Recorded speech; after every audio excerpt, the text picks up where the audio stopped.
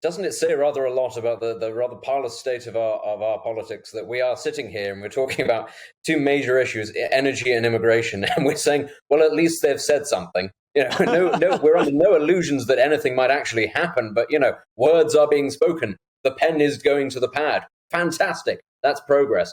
I think, it had become, if we're being honest, a bit of a running joke, I think, certainly with the Labour Party, that actually very often they weren't really putting any sort of alternative policies forward to the government, and that was, I think, causing a great deal of distress from amongst many members of the electorate who would quite like an alternative to our current incumbent situation, which has proven pretty bad at running the country.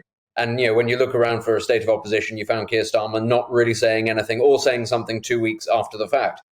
So as much as this is hugely expensive, very impractical, and obviously not going to happen whilst the Conservatives are in power, and probably therefore is going to be obsolete by the time Labour possibly does come to power.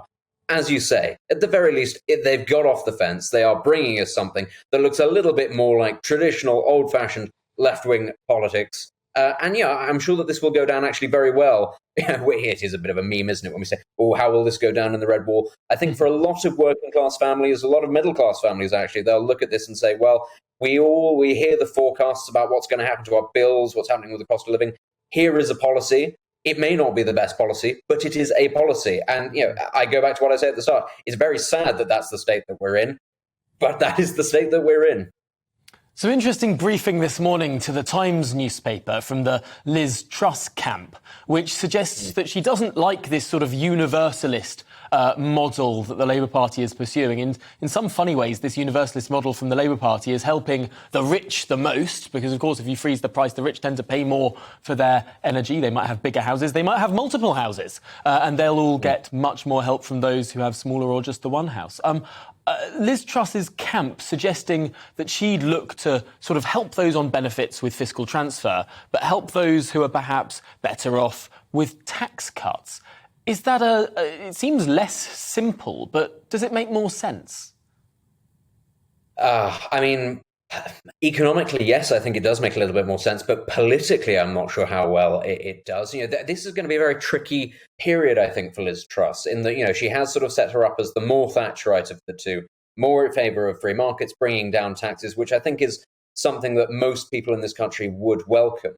The difficulty, I think, will be is if those policies don't have a very sharp impact very quickly, then it's going to be very easy, I think, for the Labour Party to spin this as, this is a Tory Prime Minister giving tax breaks to the wealthy, to their donors, to their base, to their mates, not really looking after the poorest in society. And it won't matter necessarily what help is given to the poorest, those on the lowest rung, because that's how it will be spun.